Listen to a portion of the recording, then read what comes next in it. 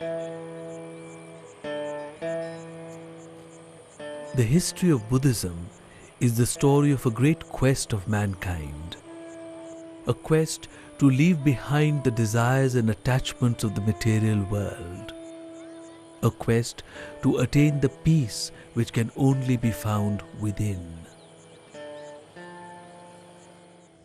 It was the 2nd century BC. In the Western Ghats, close to the coast of Maharashtra, one of the greatest chapters in Buddhist art was unfolding. Over a period of 1,000 years, more than 1,200 caves were hewn out of the heart of the rock. Most of these were Buddhist. Leaving behind the cares and confusions of the material world, the devotee came to these havens of peace to meditate.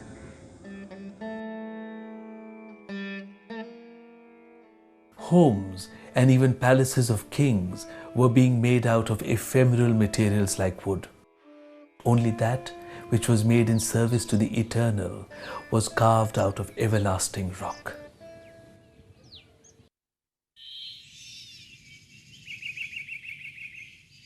The first phase of prolific excavation was from the 2nd century BC till the 3rd century AD. Great Buddhist prayer halls and viharas for the residence of monks were made in the rule of the Satvahans and the Kshatrapas.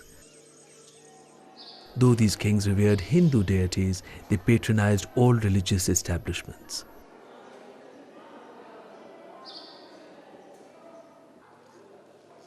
Individual sculptures and pillars were donated by merchants, bankers, gardeners, farmers, fishermen, housewives and others, including many Yavanas or Greeks.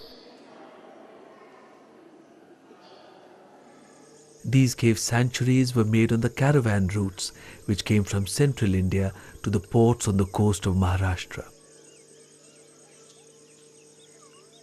Perhaps it was prosperity on account of flourishing trade which made possible this era of great rock-cut caves. Trade networks, both internal and with the Mediterranean, were expanding fast in this period. In 77 BC, Pliny the Elder writes in Rome that Roman coffers were being emptied for buying too many fine textiles from India. There are 22 rock-cut caves at Bhaja, facing the valley of the river Indrayani in Pune district. The Chaitya Griha or prayer hall here was made in the 2nd century BC. Chaitya means an object of worship. The stupa deep inside continues as the focus of devotion.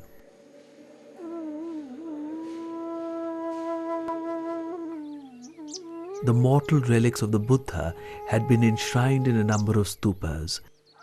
For Buddhists, the stupa became the symbol of his passage from the world of illusion and pain to that of eternal bliss. A horseshoe-shaped arch dominates the facade of the cave. The shape was first made in imitation of wooden architecture in the Barabar caves of the Ajivikas in Bihar. Soon, it was to be a pan-Indian motif in Buddhist, Jaina and Hindu monuments.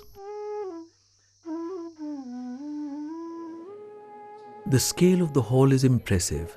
It is 55 feet by 26 feet and rises to a height of 29 feet.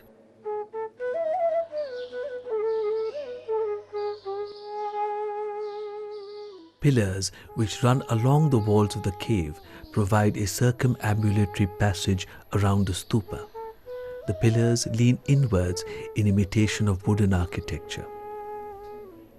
Above, wooden ribs have actually been added to copy the appearance of freestanding buildings.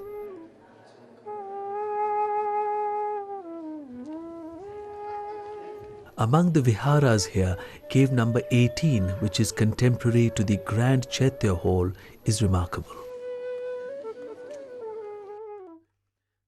On the right wall of the veranda are sculptural representations identified as Hindu deities.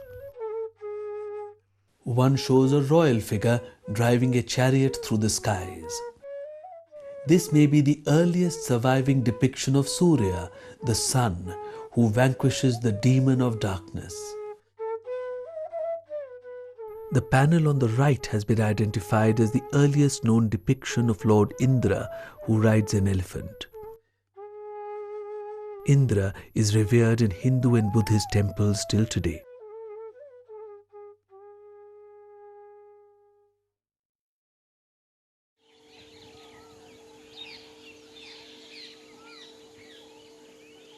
In a secluded gorge of spectacular natural beauty, about 50 kilometers northwest of Aurangabad, are the caves of Pital Khoda. Part of the hill face has disintegrated and the fronts of the caves have been lost. However, what remains shows that the caves 3 and 4 here may have been the crowning glory of Buddhist art when they were made in the late 2nd century BC. Paintings of the 6th and 7th centuries AD in the Chaitya Hall Cave 3 show that the cave remained in use for at least 800 years.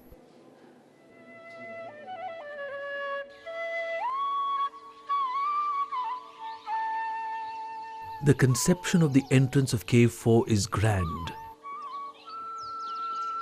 It is as if the weight of the cave rests on the backs of life-sized elephants which have been made in the plinth.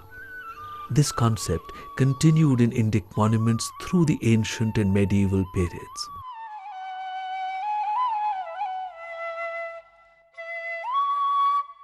Above the entrance of Cave 4 was made Lakshmi, embodying abundance.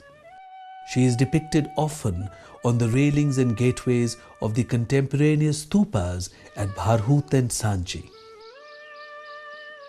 Gajalakshmi, when she is lustrated by elephants, is one of the earliest formalized deities in Indic art and is seen in the monuments of all faiths.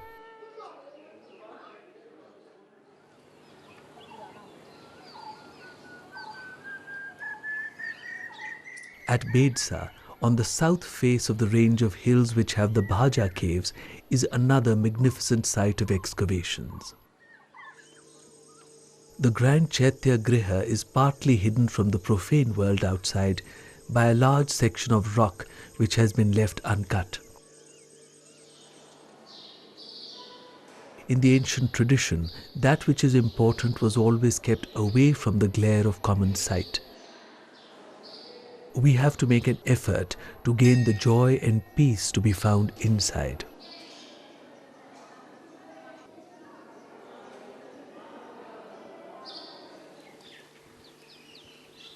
The magnificent Chaitya Griha was made in the 1st century AD. The pillars inside are the earliest seen pillars rising out of Purna Ghatas or vases of plenty. From this period, this becomes a common motif of Buddhist and Jaina art.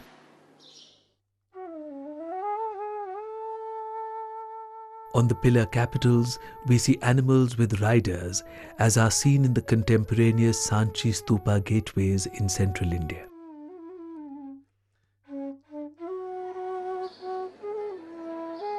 The interior of the cave, dimly lit by the jali window in the front, is simple.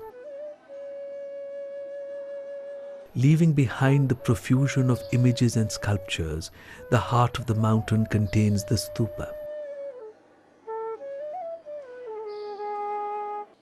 The pillars around it and in the hall are plain. The devotee has travelled from the world of illusory shapes outside to be closer to the truth in all its simplicity.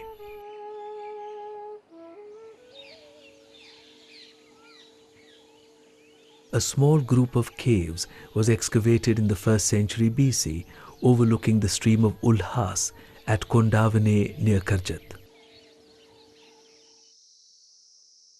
Owing to the remoteness of the site, it seldom receives the attention which it deserves. Despite its ruined state, the magnificent facade of the Chaitya Griha exhilarates the visitor. The figures made here are delicately modelled and are graceful. There is a sense of natural ease in the artistic depictions of these times. The men and women express emotions with freedom and warmth, not often seen in later representations.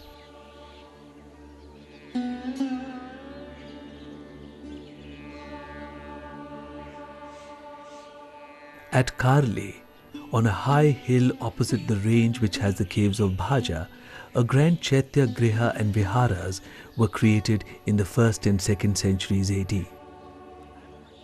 Here is the largest of all Chaitya Grihas to be carved out of the living rock.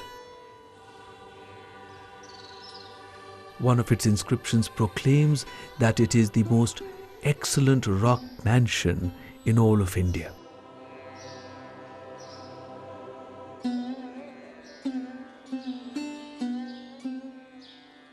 Another inscription records the gift of the Hindu devotee Ushavadata, son-in-law of King Nahapana. He donated the revenue of a village to support the monks at Karli.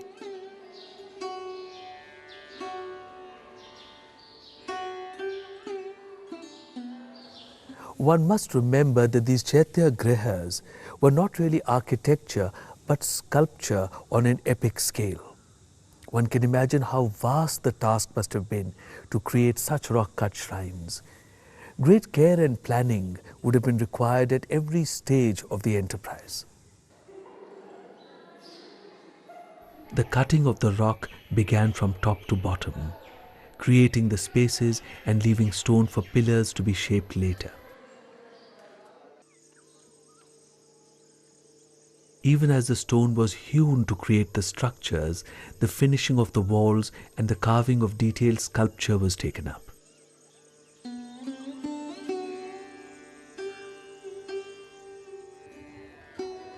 As at Betsa, the facade of the cave is mainly hidden from the mundane world by a rock-cut screen. A recent shrine today further blocks the view. On the side walls of the veranda are made large elephants. They appear to effortlessly support the many-storied structures carved above them.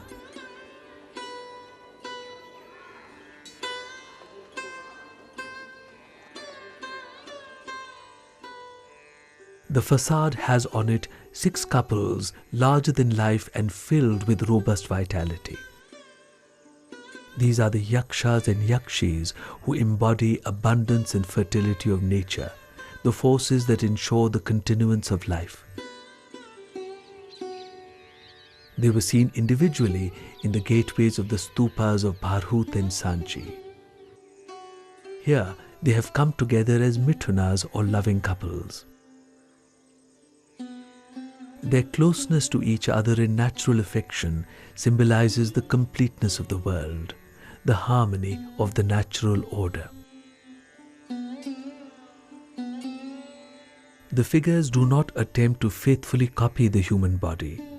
They are idealized forms presenting the symbolic essence of human life at its most vital. They graphically display the quality of prana or inner breath of Indian art.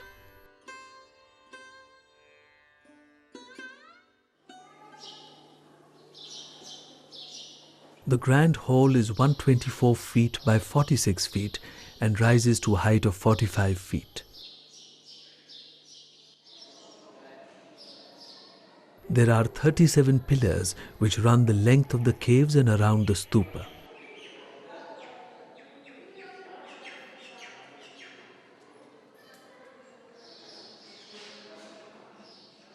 The capitals have seated animals carrying human figures, usually a couple and sometimes 2 women.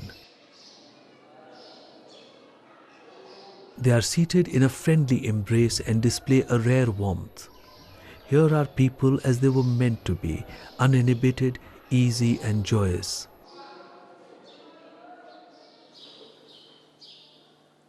Inscriptions record the names of numerous individual donors who paid for the carvings of various parts of the cave and its pillars. These include Greeks.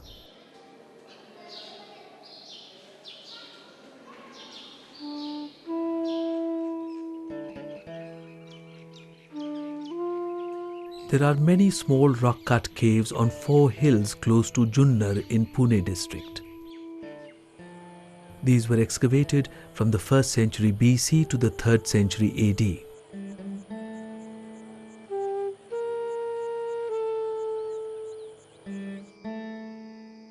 There are several viharas here, of which the largest is on Suleiman Hill. To the vihara's proper left is a Chaitya Griha with an inscription of the 2nd century AD. Within the Borivali National Park in Mumbai is the cave site of Kanheri. This site provides a view of developments in Buddhist art over a period of 1,000 years. The caves at Kanheri provide the last expressions of the early rock-cut tradition of Western India. Simultaneously, this site also heralds the iconography of Buddhist art of the later period.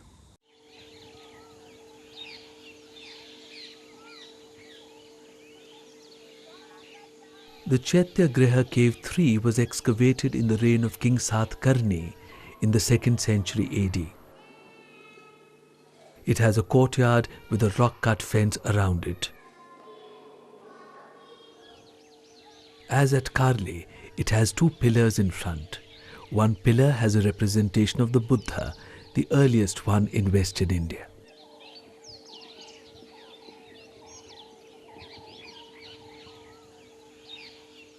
The style of the figures here has similarities with the contemporaneous sculpture of the Mathura region of North India. The men and the women have a sense of the breath and the movement of life. They display individual postures and have gentle expressions.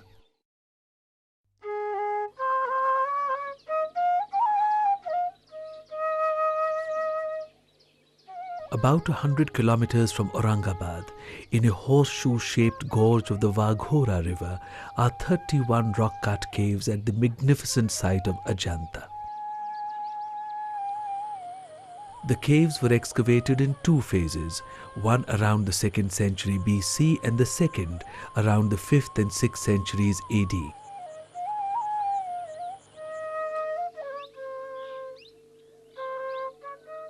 Cave 10 is the earliest Chaitya Griha here and was made in the 2nd century BC.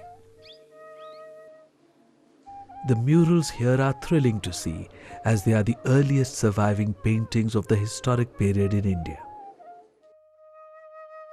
These murals are known to be the fountainhead of all the classic paintings of Asia. There are also paintings in this cave which were made about 800 years later.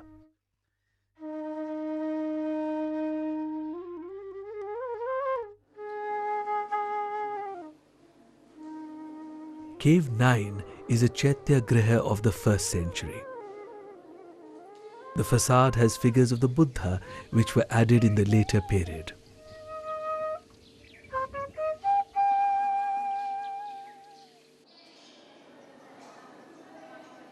The Shunga and the Satvahan periods were an era of the prolific making of monuments.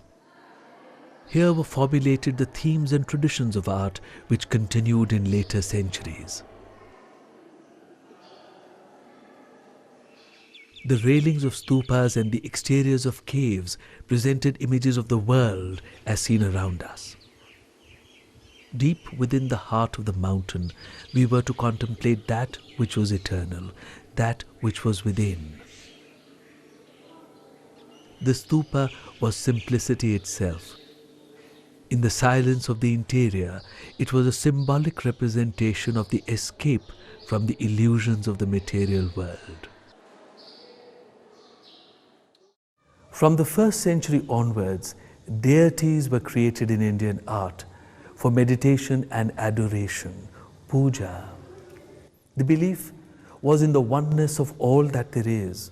The forms of the world around us were considered maya, illusions. Still, the deities provided familiar shapes which the mind could grasp. By the 5th century, sublime deities were made in northern and central India. Though these were in human form, their purpose was to move us through their beauty and grace to transcend the world of forms, to leave behind our attachments and desires.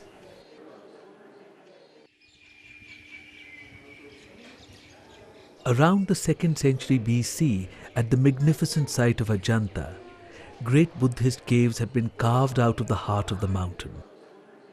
In the mid-5th century, under the rule of the Hindu Vakataka kings, the site saw renewed activity.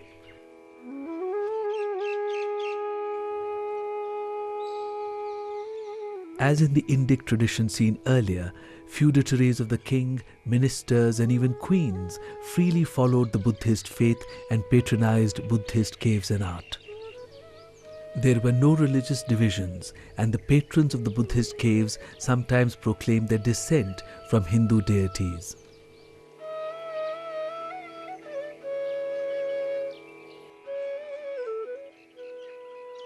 The facades of the early Chaitya Grihas presented a grand simplicity. The second phase of Ajanta brings us a changed world. Cave 19 of the mid-5th century is the first Chaitya Griha or hall of meditation of the Vakataka period. The facade of the hall is thickly populated with divine forms. The horseshoe-shaped window above the entrance, based upon wooden architectural models, has become more elaborate.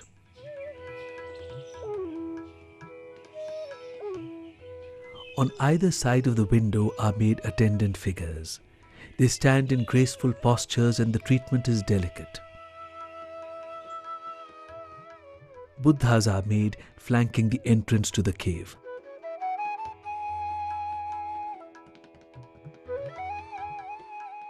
The figures have a humanity and sensitivity which gives Ajanta a special place in Indian art.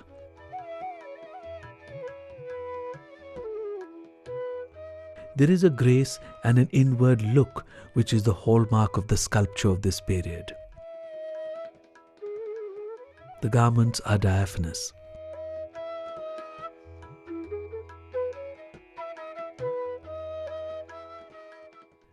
A Nagaraja and a Nagini with an attendant figure are among the finest sculptures of Ajanta. Earlier, the interior of the hall of meditation was simple and unadorned. The focus was on the final truth, which was formless.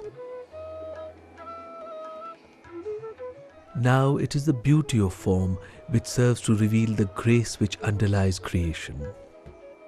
Peace is now created by beauty and harmony around us. Though the stupa continues to be made, it is very considerably elaborated. Now the Buddha is made in front of the stupa to bestow his blessing upon the worshipper.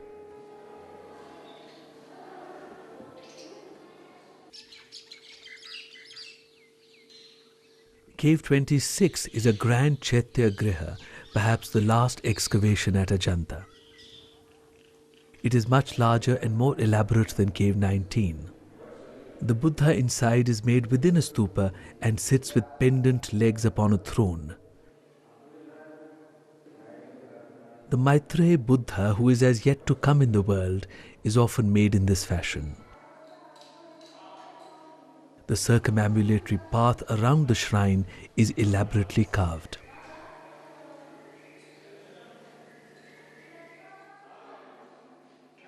On the left wall of the cave is a marvelous depiction of the Buddha's victory over the armies of Mara. These forces represent the turbulence and confusion of the mind. Mara's daughters below represent our desires that keep us bound to a life of pain in the material world. The Buddha is serene as he rises above all these and is ready for enlightenment. A profoundly moving scene is that of the Mahaparinirvana of the Buddha, when he finally achieves release from the mortal world. This is one of the grandest yet most sensitive depictions in all of Buddhist art. The figure of the reclining Buddha is about 22 feet long and is best seen from near his feet, the appropriate position for the devotee. The perspective has been perfectly made for viewing from this spot.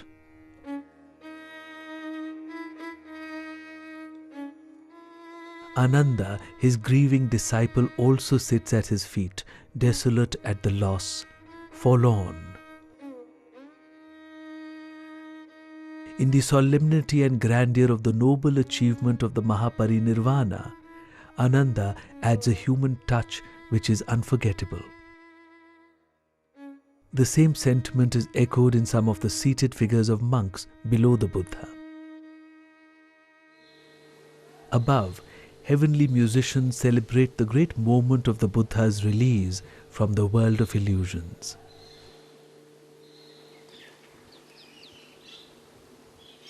A number of grand viharas for the residence of monks were excavated in this period. These are considerably larger than the earlier viharas and are profusely painted. In fact, practically every inch of wall and ceiling space was originally covered with fine paintings. Early literature has many references to such halls of murals, and these at Ajanta are extremely valuable as they are the only surviving significant body of such paintings. These exquisite murals are among the greatest treasures of the entire heritage of Indian art.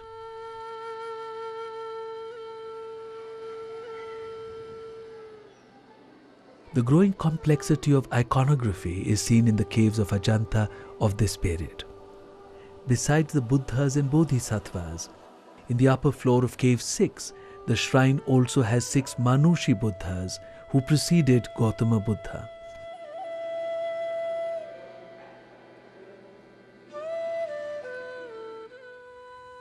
While the hammer and chisel sounded in the gorge of Ajanta, work was also taken up again at the Buddhist site of Kanheri within present-day Mumbai. Here in the 5th and 6th centuries, older caves were modified and new excavations were made. This made Kanheri the largest rock-cut site in India, with over 100 caves. On either side of the veranda of the early Cave 3 were made colossal Buddhas over 22 feet high. This is the beginning of the tradition of Brihad or colossal Buddhas which spread near and far. They display the gesture of the bestowing of grace. Vidyadharas bring garlands to them. By the 4th century, yoga or yoga tantra was well established in Indic thought. It was a graded path of evolution through discipline and meditation. In the Buddhist faith, Kanheri Cave 90 presents the earliest surviving mandala which presents such a graded path. In Cave 41 of the late 5th or early 6th century is the first known depiction of the Bodhisattva Avalokiteshvara with 11 heads.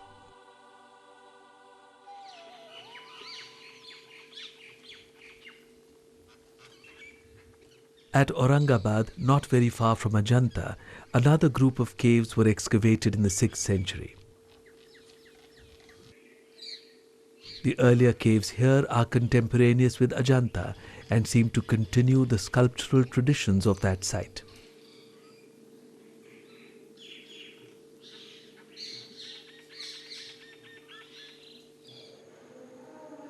In the later caves here, sculptural panels are increasingly used to carry the iconographic message.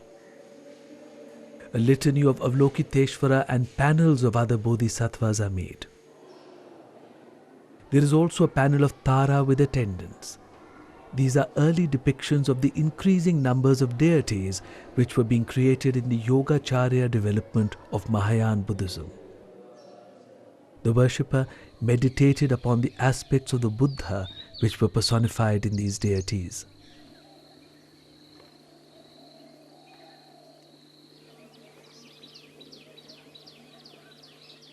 The site of Ellora, on the outskirts of the city of Aurangabad, witnessed the grand culmination of more than 1,000 years of the rock-cutting tradition.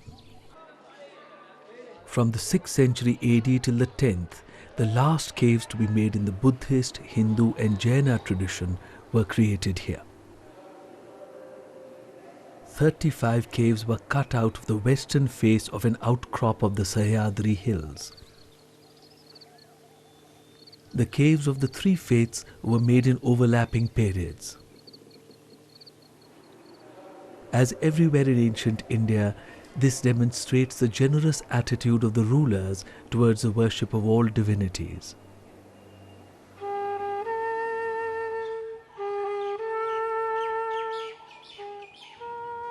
The Buddhist caves at Ellora were made in the 7th century.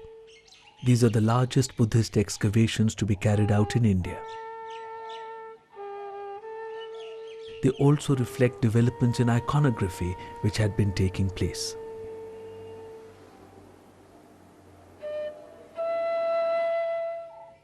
From the simple ethical messages of the original teachings, the doctrine had become much more complex. The qualities required for enlightenment had been studied in great detail, and these had been personified in a large number of deities. A graded path towards the truth had been evolved through deities who personified the attributes of wisdom and compassion of the Buddha.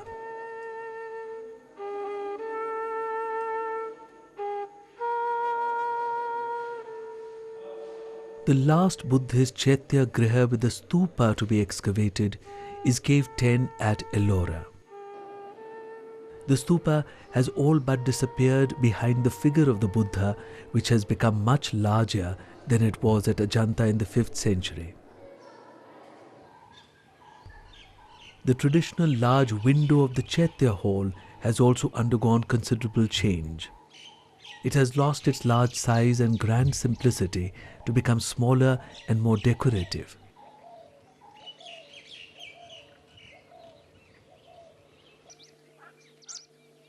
Meditation and worship was now conducted in the vast interior of the Buddhist viharas. The caves are larger and more elaborate than were made before. Cave 12 has 3 vast stories, each larger than any Buddhist excavation at the earlier caves of Ajanta. The rock-cut caves of India are one of the most magnificent traditions of the art of the world. In the Western Deccan, for 1,200 years, great caves were hewn out of the mountain. These took us far from the clamor and anxieties of the material world outside. The devotee could come here and meditate.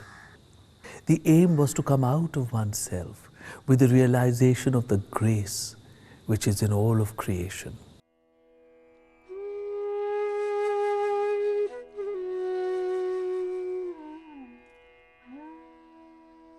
The journey of Buddhist art has brought us to a point where the human form is used to convey ideas that transcend our mortal existence.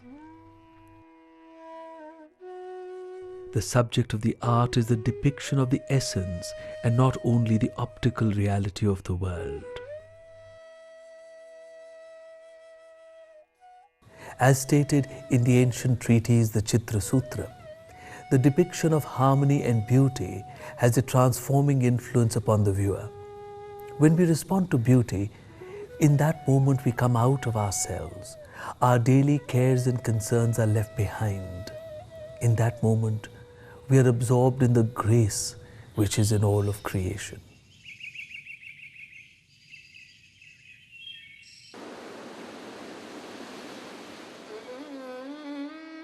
The state of Andhra Pradesh in the Deccan Plateau in India is a land of a rich and ancient culture.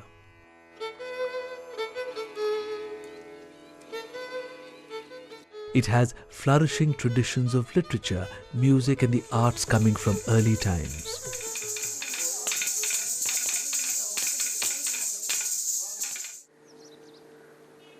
This is the fertile valley of the Krishna river in Andhra Pradesh.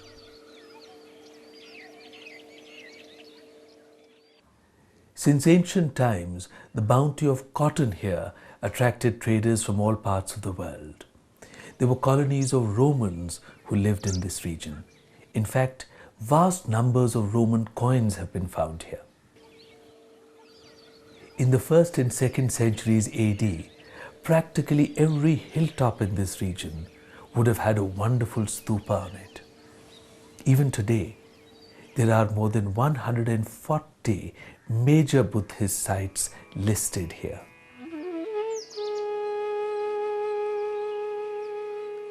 In a secluded valley in Guntupalli, there is a group of rock-cut caves. These are among the earliest of the entire Buddhist tradition.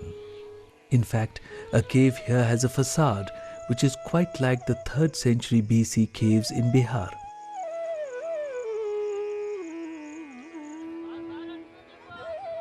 The region of the Krishna River became one of the greatest centers of Buddhism in the world. Indeed, this river valley became a valley of hundreds of stupas. The many stupas here were all covered with shimmering limestone slabs with exquisite carvings on them. The ancient art of the Deccan is infused with a unique gentleness. It is an art which takes our attention constantly to the peace within. It is an art full of compassion, whose very lines bespeak the gentleness of the soul.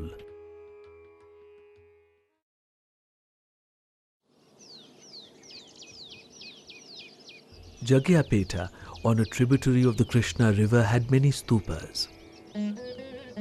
Buddhism flourished here for 500 years, up to the 4th century AD. Worship at some of the stupas continued till the 14th century. The caves and stupas of this valley reflect developments of Buddhism and its art over several hundreds of years. We also see the happy coexistence of different schools of Buddhist thought. Stupas of the Theravada tradition are made side by side with Chaityas and Buddhas of the Mahayana tradition. The sites of Guma Diduru, Ghantashala, Goli, Bhatti Prolu, Gudivada, Ramatirtham and Sali Hundam are among the numerous that reflect the rich Buddhist history of Andhra Pradesh.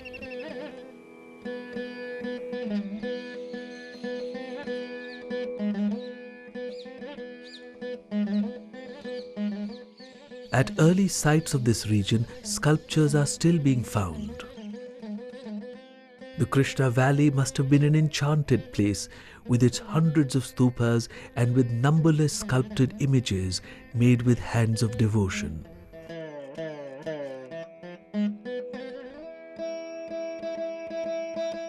Here in Panigiri village in the Nalagonda district, fine sculptures are still being found under the ground till today. These sculptures present a world of gentleness which awakens the best within us.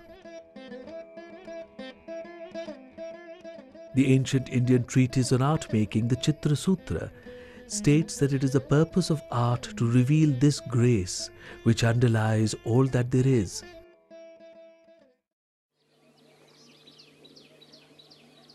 "2,000 years ago, Dharani Kota was the capital of the Satvahan kings. It was from this glorious place that the textiles of this cotton used to go to places like Rome. A great civilization developed here.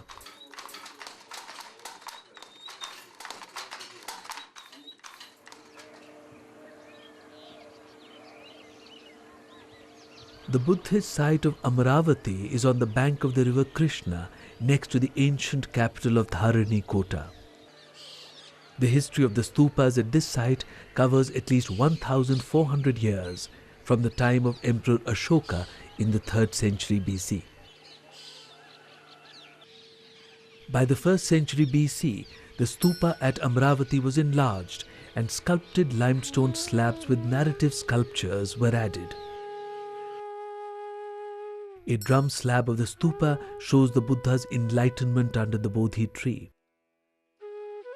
The footsteps and the parasols indicate the Buddha's presence.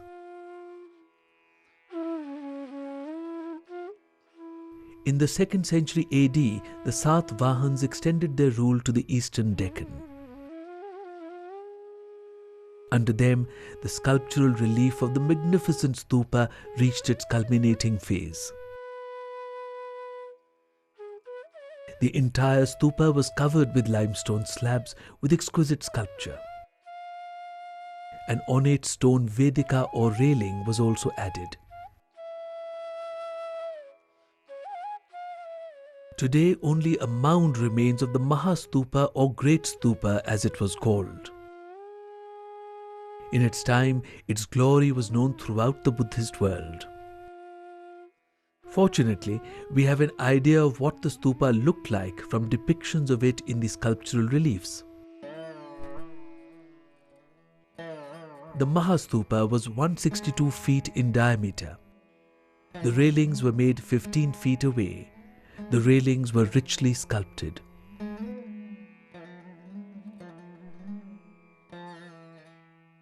On the inner surface of the pillars were made narrative carvings of the life of the Buddha.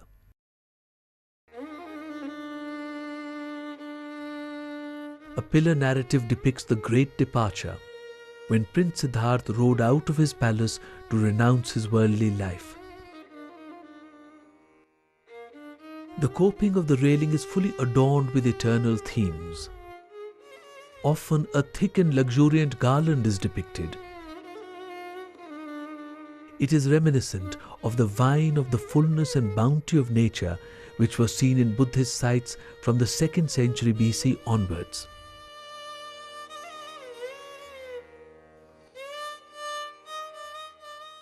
It is carried by turbaned youths who would represent the urban city dwellers of the prosperous Krishna Valley. On entering the hallowed enclosure, the worshipper saw exquisite carvings on both sides of him. A world of Buddhist narratives was created through which he moved as he went around the holy stupa. Sculpted scenes such as the birth of the Buddha would transport the viewer far from the everyday concerns of the mundane world. His soul would be lifted in response to the beauty and grace before him.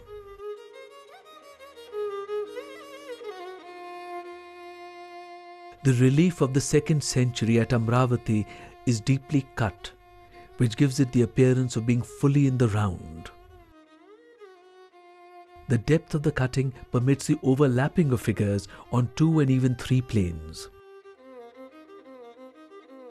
Each figure is individual and possessed of life and movement of his own. The variety of poses is infinite.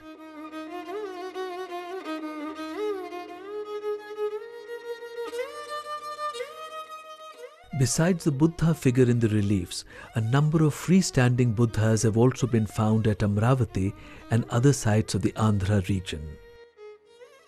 They date from the 3rd century AD onwards. These are quite different from the Buddha figures that were being made at Mathura and Gandhara and show an independent artistic conception. These were to be the models for the Buddhas of Southeast Asia.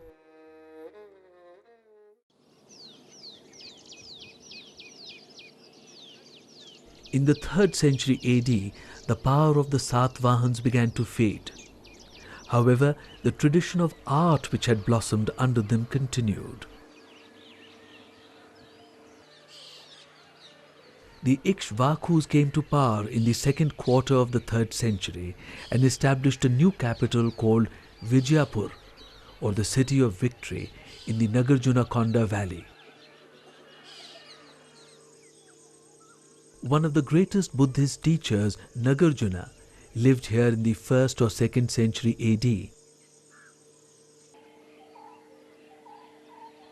Nagarjunakonda means the hill of Nagarjuna.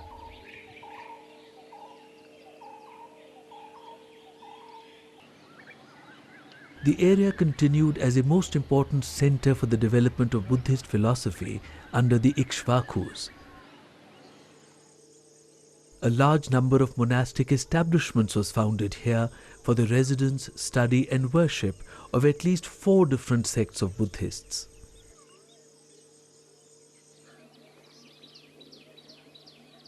Unlike Amravati, the remains at Nagarjunakonda have been systematically excavated and securely dated through inscriptions to the 3rd and 4th centuries.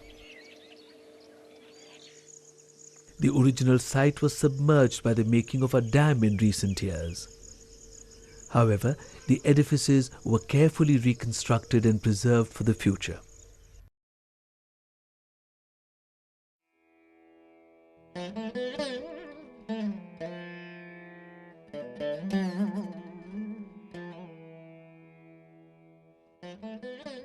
The style of the sculpture here is very similar to the last phase at Amravati. The figures are lively and full of movement. They are cut deep into the stone. The tradition of the depiction of the stupa is continued here on sculptural slabs on the monument.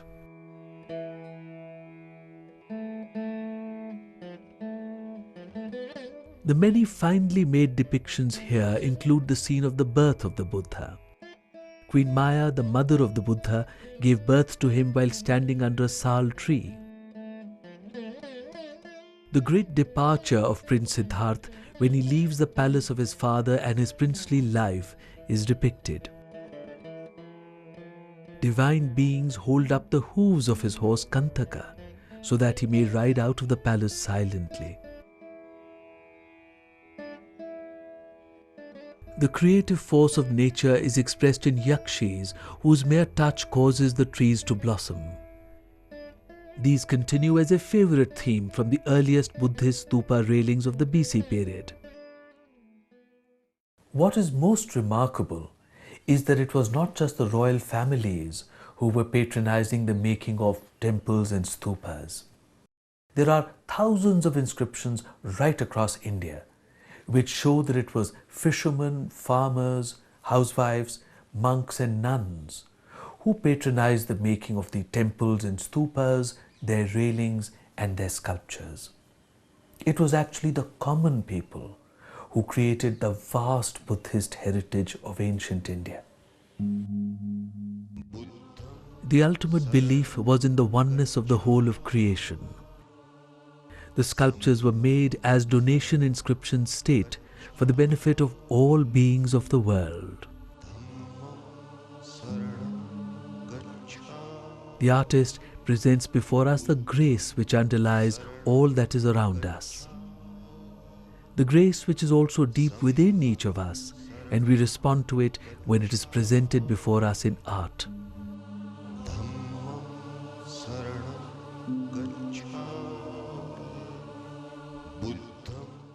The Krishna Valley of present-day Andhra Pradesh has a unique and rich Buddhist heritage dating from the 3rd century BC onwards.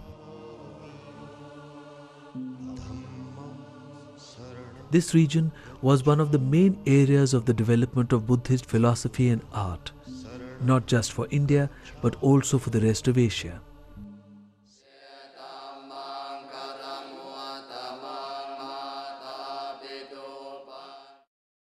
The Deccan Plateau in India is one of the oldest centers of civilization in the ancient world. Perhaps it was the black cotton soil across this region which led to these developments. Across India, food grew in plenty in the fertile soil well watered by many rivers. Abundant cotton in the Deccan led to the making of the finest textiles, which drew merchants from across the globe. Indic philosophy and art blossomed in the atmosphere of peace and plenty which prevailed. The Deccan is one of the greatest lands of the development of Buddhism, of the early Theravada kind and also of the later Mahayana and Vajrayana orders. The art of both the Western and Eastern Deccan reflects the gentlest and noblest thoughts ever in the minds of humankind. One can only wonder how fine and compassionate were the people whose hands could create such dignity and gentle expressions.